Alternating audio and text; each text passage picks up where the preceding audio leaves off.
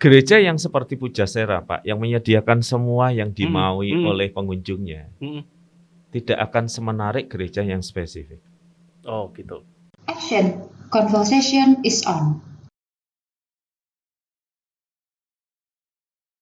Ya, halo Sobat Podcast. Selamat datang di Breakbun Podcast is not just only conversation. Saat ini saya udah bersama dengan Pendeta Vayu Pramudia. Saya panggil Pak WP. Ya, gitu aja, Pak, lebih baik. Terkenalnya Pak WP gitu. Hmm. Gimana kabar Pak? Sehat-sehat Pak? Ya, sejauh ini sehat, Pak. Terima kasih dan juga untuk Oke. rekan-rekan yang menyaksikan tayangan ini. Ya. Oke Pak. Saya sangat bersyukur sekali Pak. Kita udah lama janjian ya Pak. Baru terrealisasi saat ini dengan segala kesibukannya Pak WP. Thank you Pak. Sekali lagi udah datang. Nah Pak, kita mungkin mengobrolkan sesuatu mengenai pelayanan gereja ya Pak, ke depan seperti apa Iya. dengan kondisi yang ada saat ini gitu. Karena kalau saya lihat gitu ya, mungkin Pak WP bisa koreksi kalau saya salah gitu ya. Ini kelihatannya sudah ada suatu perubahan baik paradigma atau metode atau cara berpikir gereja Pak dengan kondisi yang tanda kutip mengharuskan karena kondisi COVID dan sebagainya mengharuskan gereja harus berpikir ulang mengenai bagaimana dia melakukan pelayanan kepada jemaatnya gitu kan. Terlepas juga ada pola pikir dari jemaat yang sekarang juga udah mulai berubah Pak. Iya, betul. Seperti itu. Nah, kalau menurut pandangan Pak WP kira-kira gimana Pak? Gereja ini harus ngapain sih Pak seharusnya?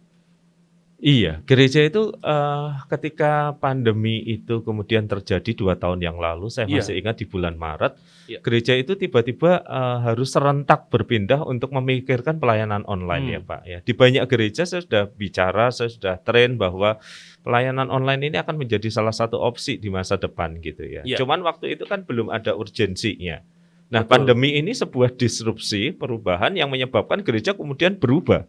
Ya, dipaksa untuk berubah. Dipaksa untuk berubah dan Betul. kemudian anggaran masuk di situ segala macam karena ini satu-satunya cara yang dalam perjalanan waktu kita perlu untuk bertahan ya Pak. Ya. Jadi boleh saya bilang sebenarnya gereja itu masuk dengan gagap ya. Beberapa tidak siap. Betul. Beberapa tidak siap, beberapa gagap dan kemudian waktu berjalan hampir 2 tahun lebih sekarang.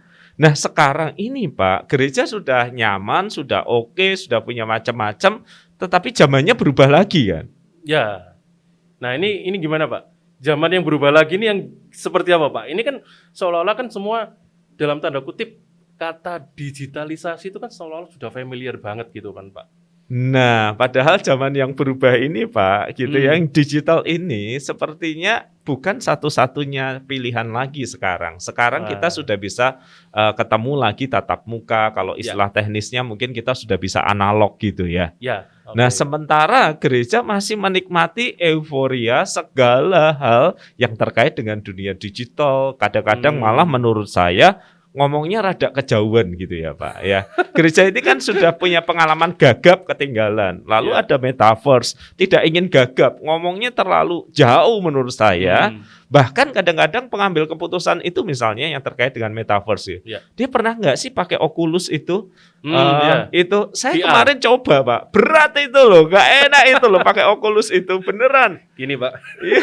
nunduk terus Pak. Saya nggak bisa membayangkan saya pakai itu 1 jam ya Pak. Bagaimana? Itu berat sekali gitu ya. Maka bagi saya kalau gereja mau memikirkan misalnya metaverse, oke, tetapi nggak secepat itu lah. Saya masih menunggu 2-3 tahun lagi ketika nanti sudah seenteng atau lebih enteng dari HP ini Pak. Ya. Nah, atau seperti kacamata lah Pak. Nah, seperti kacamata jauh lebih baik. Iya. Mungkin 4 atau 5 tahun lagi ya Pak. Semoga bisa ya. Iya. Dan rekaman ini membuktikan apakah akan terjadi kayak gitu enggak. Ya. Nah, masalahnya Pak, apakah sekarang ini perlu mempersiapkan diri Pak? Atau ya udah nunggu aja Pak, nanti 5 tahun ke depan atau anggaplah 10 tahun ke depan misalnya, baru kita rame-rame untuk menuju ke sana gitu. Atau sekarang harus mempersiapkan diri Pak? Gimana Pak? Nah, kalau sekarang menurut saya yang paling utama itu Pak adalah mengembalikan jemaat untuk bergereja onsite dan juga berkomunitas. Jadi 2 hal ya. Mengikuti ibadah onsite dan komunitas. Itu sebabnya beberapa gereja mega church di Amerika itu sudah mulai menghentikan streaming-streamingnya Pak. Oh Jadi live streamingnya itu dihentikan dengan harapan orang kembali onsite dan kemudian berkomunitas. Karena gereja kan adalah komunitas manusianya gitu ya. Menjadi orang-orang Kristen yang pakai istilah teknis juga yang pernah dipakai J. Kim itu menjadi analog Kristen. Orang Kristen yang analog gitu ya. Sadar ada teknologi tetapi dia tidak pernah bisa menggantikan ibadah onsite dan komunitas yang ada. Nah, oke Pak, ini menarik Pak. Mungkin ya para penatua atau aktivis ini perlu dengar nih ya mengenai hal itu ya. Saya melihat begini Pak, ini kan sekarang udah mulai banyak bahasa kerennya itu hybrid. Iya. Gitu kan, ada yang onsite, bisa juga secara online. Nah, secara kondisi sekarang Pak, udah 2 tahun ini kita ini seolah-olah, mohon maaf kalau saya ngomong Pak, kita ini seolah-olah dilatih untuk jadi window shopping gitu Pak. Nah, orang yang window shopping, melihat gereja A melalui online, gereja B melalui online mana-mana. Oke, kadang kita belajar untuk memanggal Pak. Kalau waktu pujian saya di gereja A, waktu khotbah saya di gereja B. Waktu persembahan nggak di mana-mana. Waktu persembahan nggak lihat apa-apa. Nah, Pak, ini yang susah sekarang Pak. Bagaimana caranya kita bisa mengembalikan mindset jemaat itu tanda kutip Pak untuk loyal, balik lagi gitu loh Pak. Nah, tadi Pak yang pertama baliknya kan harus balik secara fisik ya. Iya betul. Jadi saya memahami teknologi digital itu seperti kita malam-malam Pak, lapar, makanan yang kita pesan lewat itu nggak bisa lagi, drivernya nggak ada. Nah kemudian kita ambil mie instan gitu ya, penolong sesaat lah. Tetapi ketika situasi normal seharusnya nggak setiap hari kita makan mie instan itu, pasti nggak sehat gitu ya. Jadi gereja mesti berupaya pertama mengembalikan onsite dulu. Dan hitungan di tempat kami Pak, ini belum 50% dari yang dulu biasa datang ke gereja sebelum pandemi.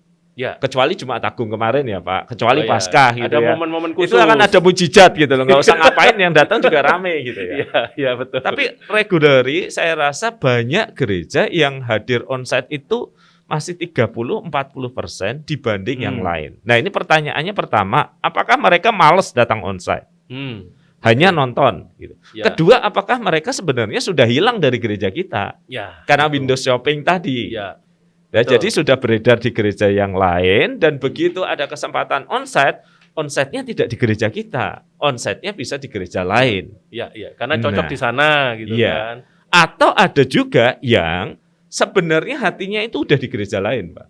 Tetapi karena keluarganya, karena pergaulannya hanya di gereja ini, maka dia memutuskan di situ. Maka selain menarik, tugas pertama menarik orang untuk onsite, tugas kedua adalah gereja itu mesti menjelaskan ulang ya. Misalnya kita ini gereja yang apa? Kita ini mau ngapain? Apa yang membedakan kita dengan yang lain? Jadi ada semacam internalisasi nilai karena yang duduk di gereja itu sudah biasa window shopping. Dan selalu pertanyaan orang adalah, apa sih yang unik tentang gereja ini? Nah kalau gereja tidak kemudian menjelaskan ulang, kita ini gereja yang A, B, C, maka orang tidak menemukan something yang spesifik. Nah ketika orang tidak menemukan something yang spesifik, mereka akan cari di tempat yang lain yang bisa lebih spesifik seperti harapannya di mana. Tapi itu nanti apakah bukannya nanti gereja ini terjebak dalam apa ya Pak, tanda kutip bahwa gereja ini seolah-olah seperti supermarket gitu Pak, bahwa kita, jemaat ini butuh sesuatu, kalau nggak ada di sini, ya udah saya akan tinggalin gerejanya gitu, karena selama ini istilahnya kebutuhan saya terpenuhi di sini gitu kan. Cuman setelah pandemi ini pandemi jalan, sekarang sudah ya puji Tuhan lah mulai melandai dan sebagainya. Nah dia mau kembali ke sana, loh kok beda ya sekarang ya? Kok enak di sana ya? Ya udahlah aku ke sana gitu ya. Nah ini seperti apa sih Pak kira-kira Pak? Gereja yang seperti Pujasera Pak, yang menyediakan semua yang dimaui oleh pengunjungnya, tidak akan semenarik gereja yang spesifik. Gitu. Jadi kan misalnya kita mau makan nih Pak, ketika kita misalnya ingat nasi Padang, itu langsung muncul brand tertentu, ya kan? Jarang di benak kita ketika kita bilang mau makan, lalu muncul di benak kita itu Pujasera A, Pujasera B, enggak. Saya ngerti maksudnya. Jadi kan gereja yang mencoba untuk menyediakan semua Pak, akan kehilangan banyak. Karena dia nggak fokus. Dia di tidak satu. fokus. Jadi nggak muncul di mindsetnya itu apa gitu ya. Ya. Dan kalau saya boleh lihat kan sebenarnya ketika saya berkhotbah keliling ke Surabaya kan, Ya. gereja-gereja yang growing itu mereka menawarkan sesuatu yang spesifik. Jadi orang tinggal milih saya cocok atau saya pergi. Ya.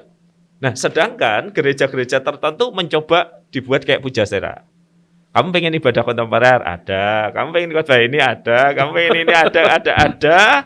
Tetapi Bapak selalu lihat ya, kualitas makanan yang di Pujasera itu Ya, gitu-gitu seringkali tidak seenak di tempat aslinya. Standar-standar aja lah Iya. ya. Kalau kita ngomong SNI lah. Ya. Ya kan kalau soto langsung muncul Ya. brand tertentu kan, Ya. Pak. Soto Madura muncul brand Ya, tertentu. ya, Jadi ya, ya. jangan menurut saya malah jangan meladeni semua kebutuhan yang berbeda itu. Kalau kita misalnya gereja kita traditional worship, ya tradisional aja. Oke. Akan ada orang yang masuk dan cocok, akan ada orang yang masuk dan tidak cocok. Tetapi kita di top of mind mereka ketika bicara tentang gereja yang tradisional. Misalnya values yang lain, misalnya ini gereja yang peka terhadap masalah sosial, Ya. akrab dengan lingkungan. Loh itu ada yang nggak suka, Pak. Nggak apa-apa, tetapi yang suka akan bertahan di sana. Nah, Pak, permasalahannya begini, Pak. Kalau seperti itu, Pak, berarti kan seolah-olah ya, Pak. Koreksi kalau saya salah nih, Pak. Seolah-olah gereja merelakan jemaatnya untuk pindah. Kalau seperti itu, Pak, gimana, Pak? Nah, visi itulah Pak yang akan menyeleksi. Jadi orang kalau pindah karena beda visi nggak masalah. Oke. Tapi orang tidak boleh pindah hanya karena konflik kecil dan kemudian dia memutuskan untuk pergi. Nggak Oke. bisa. Nah, sebentar, Pak. Ini sebelum nanti selain kita berpikir gereja bahwa gereja itu ada suatu persekutuan, ada suatu. Nah, kalau yang tadi Pak WP sampaikan, Pak, jemaat bisa pindah gitu. Tanda kutip ya, Pak. Ya, Bisa silakan. pindah karena dia beda visi gitu ya. Silakan. Bukannya bahwa kita jemaat bergereja itu bukan melihat visi ya, Pak, dalam pribadi maksudnya ya, Pak. Tapi bagaimana dia melihat gereja ini menjadi suatu gereja yang menjaga ajaran dengan benar, menjaga pelayanannya sesuai dengan firman Tuhan dan sebagainya dengan dasar yang jelas lah, Pak, istilahnya seperti itu. Apa bukannya harusnya jemaat ini melihat bahwa gereja ini menjadi suatu gereja yang ini gereja yang benar gitu, tanda kutip. Bukan berdasarkan mengkontradiksikan antara visi pribadi, misalnya saya kalau ke gereja saya ingin seperti ini dibandingkan dikontrakan dengan visinya gereja, Pak. Nah, gini Supaya Pak. saya nggak salah tangkap, Iya. Pak. Misalnya ya, ketika Bapak mengatakan gereja itu seharusnya memberi pengajaran yang benar. Ya. Itu kan bicara tentang visi gereja, Pak. Oke. Dan kemudian orang datang. Mm-mm. Oke, pengajarannya solid. Mm-mm. Tapi suasana ibadahnya Kurang misalnya. beda dengan yang saya hayati sebagai orang Kristen. Oke. Saya itu misalnya orang Kristen yang menghayati spontanitas pekerjaan Roh Kudus. Mm-mm. Nah, visi gereja itu adalah pengajaran yang solid, liturgi yang ketat, itu menjadi bagian dari kehidupan bergereja. Maka ketika saya masuk, Pak, saya akan melihat dan kemudian mengambil keputusan. Soal ajarannya saya setuju, tapi soal ekspresi di dalam ibadahnya itu beda dengan apa yang saya kehendaki. Oke. Nah, biasanya gereja akan mengatakan gini, wes stay di sini ya, kita buat ibadah khusus seperti untuk kamu ya. Nah, bagi saya pendekatan yang kayak begini, Ya. itu seringkali tidak menambah jangkauan, malah memperlempah jangkauan. Karena sekontemporernya GKI kita ngomong terbuka ya Pak. Iya. Orang GKI tepuk tangannya fals kok.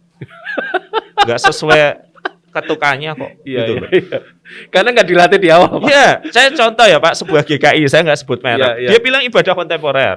Iya. Semua kontemporer kok di sini kok.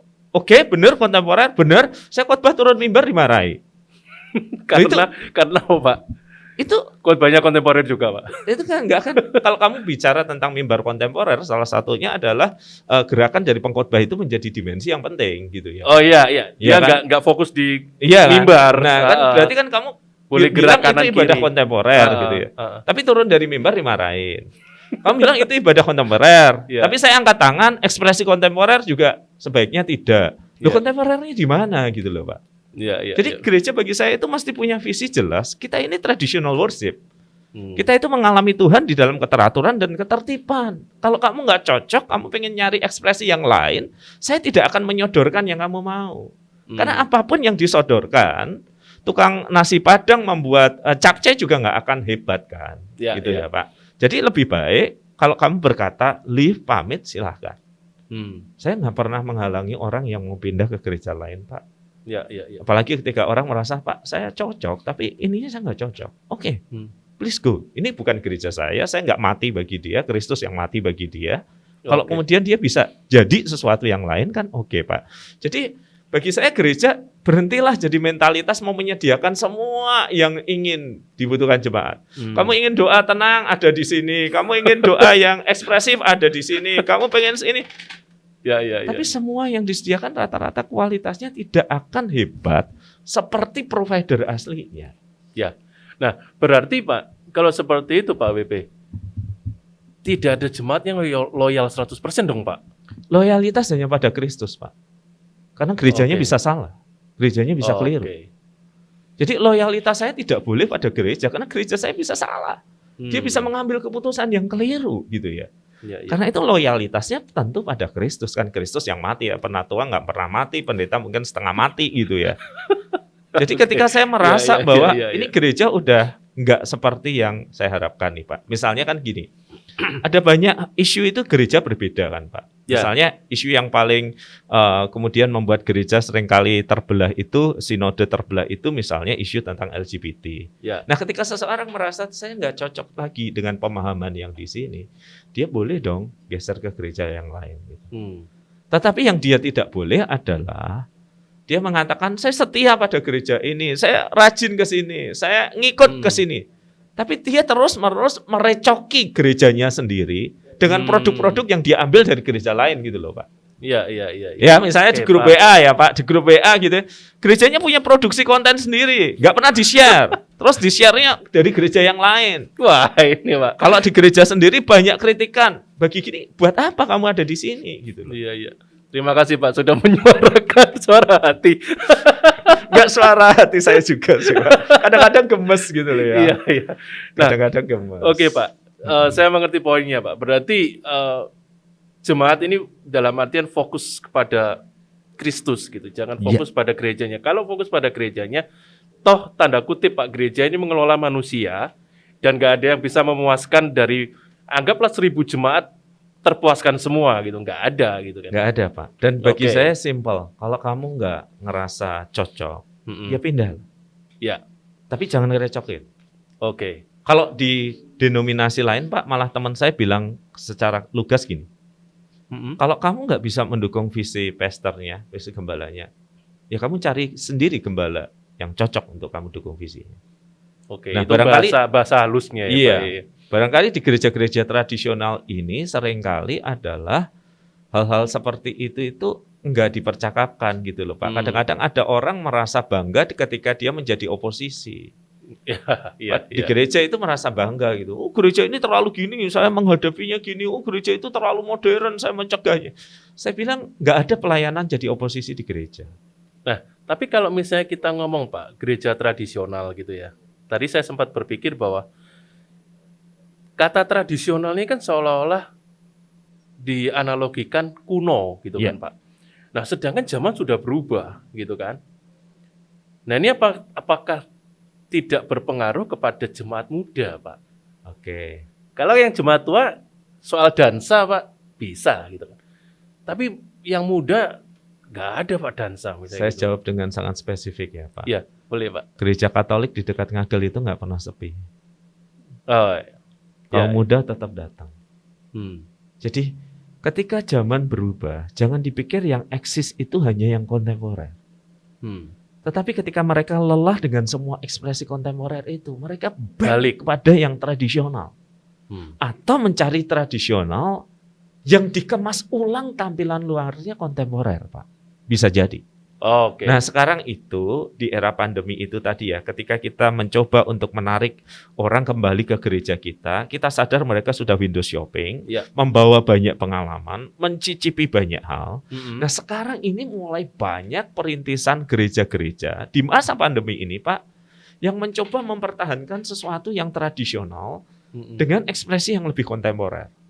Bungkusannya ya Pak artinya? Iya, misalnya kalau kita gereja kita ngomong ya, pengajarannya itu konservatif banget lah. Ya. Bahasa yang lainnya reform banget.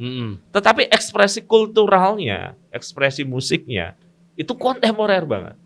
Menyesuaikan Nah, kondisi. ini Oke. di beberapa tempat menjadi booming, Pak. Atau memilih yang pure tradisional. Karena itu gereja-gereja timur gitu ya, Ya. yang kita mulai dengar kan, Ya, kekristenan timur, ortodoks dan yang lainnya, itu ya diam-diam juga meraih pengikut, Pak. Oke. Yang menurut saya yang terus akan bermasalah adalah kalau gereja mencoba menjadi pujasera. Ya, betul.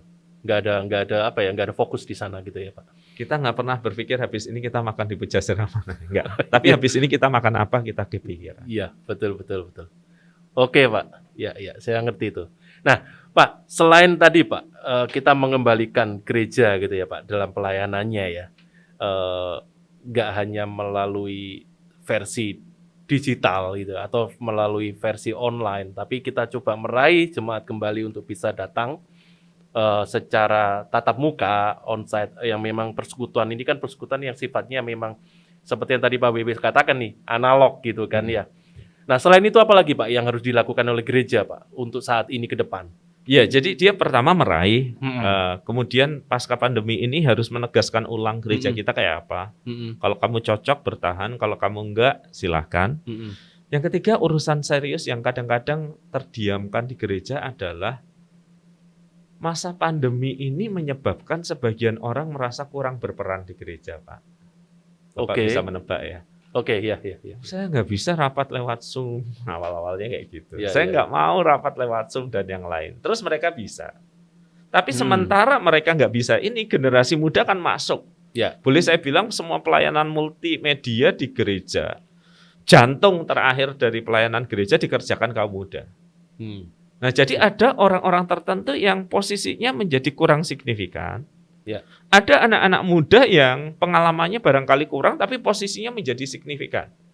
Nah, kalau nggak diatur, dugaan saya pasca pandemi ini kita akan mendengar konflik antar generasi yang makin banyak di gereja. Nah, ini yang menarik kadang begini Pak, ada pandangan begini Pak. Oke Pak, ini yang muda sedang naik nih. Iya. Yang kalau kata lawan katanya muda, senior ya Pak. Iya Pak, Saya ngomong jangan pakai kata yang enak aja Pak, pakai kata senior. Yang senior Le. Yang senior ini merasa, ya tadi Pak, misalnya gagap teknologi, lalu lebih senang hal-hal yang ya traditional way lah Pak, seperti itu ya. Nah, akhirnya ada misalnya pandangan bahwa ditimbang-timbang gitu Pak, secara analisis gitu kan datanya.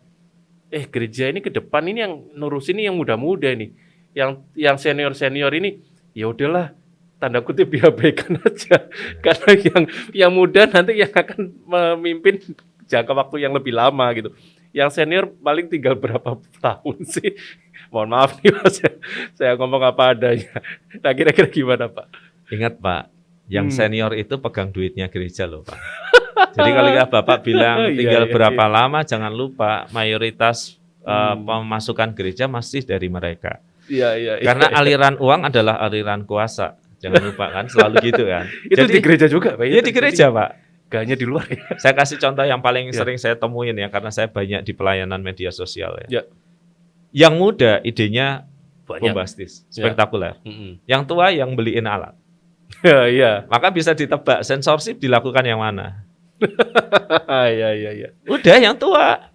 Iya. Jadi yang muda merasa dijinakkan, didomestifikasi sehingga tidak bisa ekspresinya keluar. Buat tapi harus sesuai dengan yang tua. Oke. Nah, kalau enggak yang tua akan narik alat-alatnya. Nah, ini salah satu menurut saya Pak, hal yang memang harus diurusi soal benturan antar generasi ini ketika mereka duduk kembali di dalam ibadah kita gitu ya. Yang muda sih oke Pak, dengar khotbah dengan video, dengan apa, dengan PowerPoint, dengan animasi. Tapi yang tua, yang aliran duit sekaligus aliran kuasanya masih gede itu Pak, itu bisa bilang gini, saya pusing loh Pak. Dengan semua hal itu saya nggak bisa konsentrasi. Yang muda berkata begini, saya kalau lihat pengkhotbah Pak, diam aja, cuman di mimbar, saya ngantuk tuh. Nah, waktu mereka budayanya budaya layar ya Pak, yang bergerak 20-30 gambar per detik. Sementara saya pernah khotbah di gereja tertentu yang orang tua bilang, Justru saya bergerak-gerak itu saya pusing. Bingung ngikuti kanan kiri. Itu kan nanti jadi urusan besar, Pak. Jadi urusan besar ketiga menurut saya di gereja pasca pandemi selain meraih orang, menjelaskan kembali values-nya adalah meramu relasi antar generasi ini. Nah, gimana Pak caranya, Pak? Kadang Nah, ya kan? susah, Pak. Susah Terus kan, terang Pak? aja susah, Pak, kadang, Pak. Yang satu pengennya gini, yang satunya pengennya gini. Maka tadi step kedua jangan pernah dilupakan, Pak. Iya. Visi atau budaya. Jadi sekarang saya tidak terlalu interest bicara soal visi, misi, renstra gitu ya, Pak. Saya kurang interest karena perubahan zamannya begitu cepat. Oke, kalau perubahan zaman begitu cepat, maka kita akan menggantinya dengan values, nilai-nilai yang harus dihidupi oleh gereja. Sekaligus yang menyebabkan gereja itu menjadi unik. Misalnya, pelayanan dipandu dengan kita ingin mengasihi Tuhan dan menyembah Tuhan dengan sesuai tradisi kita. Berarti tradisional kan? Iya. Namun kita ingin menjadi gereja yang juga melayani masyarakat dengan berbagai hal. Jadi bisa jadi gereja itu ibadahnya tradisional, Pak. Tapi partisipasi di masyarakatnya tidak tradisional.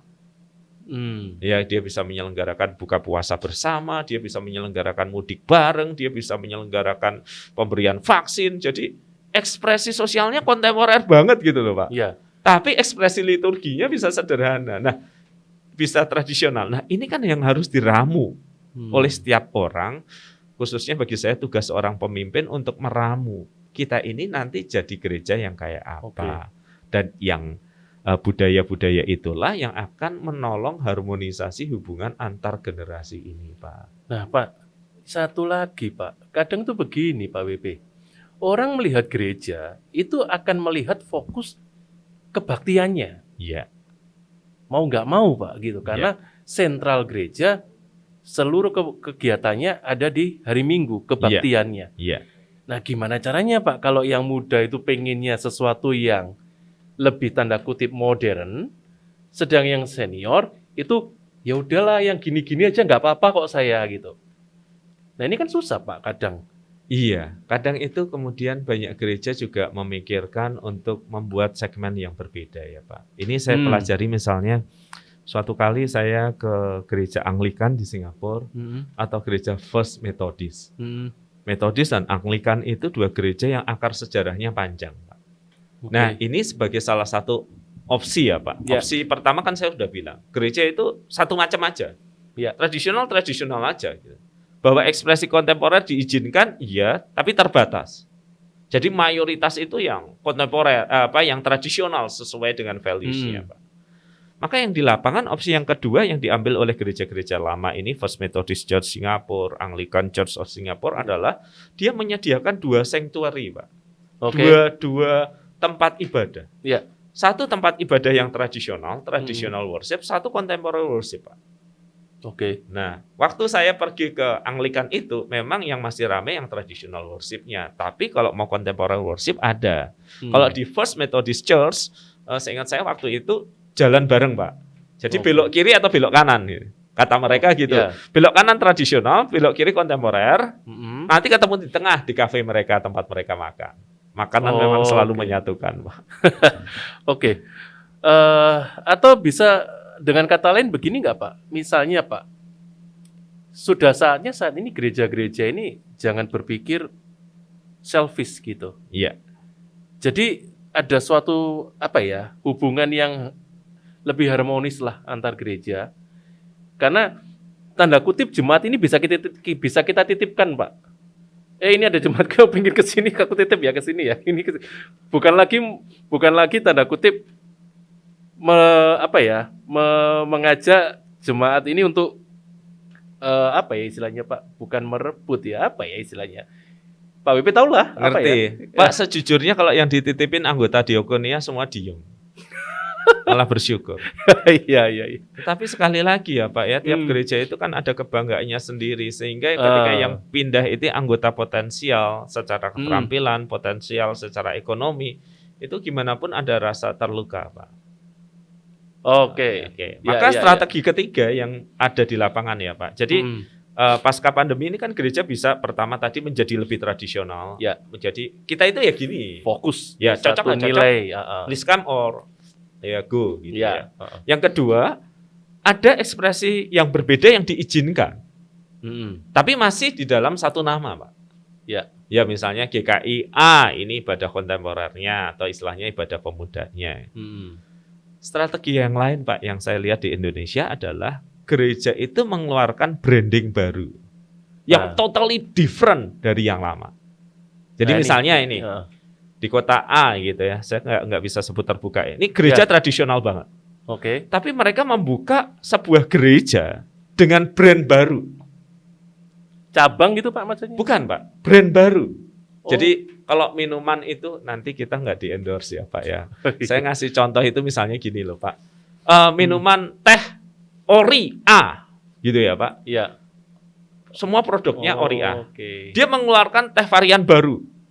Tapi brandnya masih? Brandnya baru. Oh brandnya baru. Baru, Okay. tapi sebenarnya ini adalah kalau istilahnya itu brand baru, fighting brands barangkali gitu ya.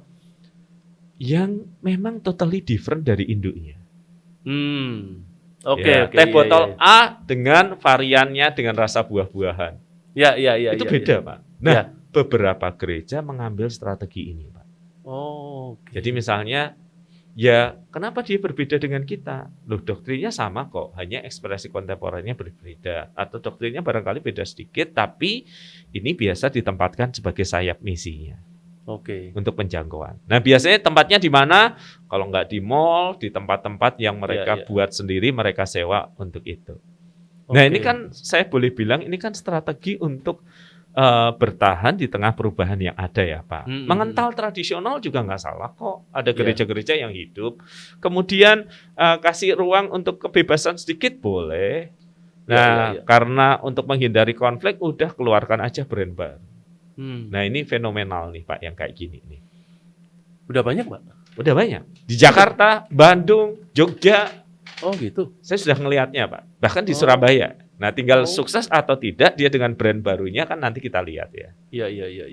Ya ini saya pakai bahasa marketing yang barangkali tidak nyaman tetapi membuat kita sadar bahwa bukan hanya satu cara untuk bertahan. Ada banyak cara untuk bertahan dan beradaptasi gitu ya. Jadi istilahnya apa ya, mengakomodasi kepentingan jemaat yang mungkin tanda kutip tidak merasa nyaman dengan yang pokok ini, lalu dibuatlah baru. Gitu. Ya, jadi misalnya kayak gini ya Pak, kita berempat gitu, yang satu ngerasa, saya sih udah setuju dengan values-nya, dengan ajarannya, tapi ekspresinya kurang kekinian. Ya oke lah, kamu tak kasih satu ruang. Kasih label sendiri, sakarepmu di ruang itu. Tapi bukannya itu nanti balik lagi Pak, gereja jadi pujasera Pak? Enggak Pak, ini kan enggak ya? Pertama, tidak di satu tempat. Ini dua lembaga yang berbeda loh Pak. Oke. Ya. Dua lembaga yang berbeda ya. Ini kalau off screen saya bisa sebutin namanya nih. Nih lihat nih, gereja ini dan nama yang baru yang mereka keluarkan. Beda.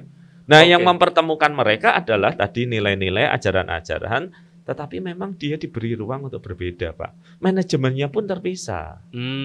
Yang saya maksudkan tadi yang pujasera itu kalau masih di satu tempat, kemudian gereja bilang, orang bisa jajan sini. Ini ya, kamu minta mau doa yang tenang, ini ada, mau doa yang ini ada, mau doa ini ada ini. Jadi masih satu nama gitu ya, Pak.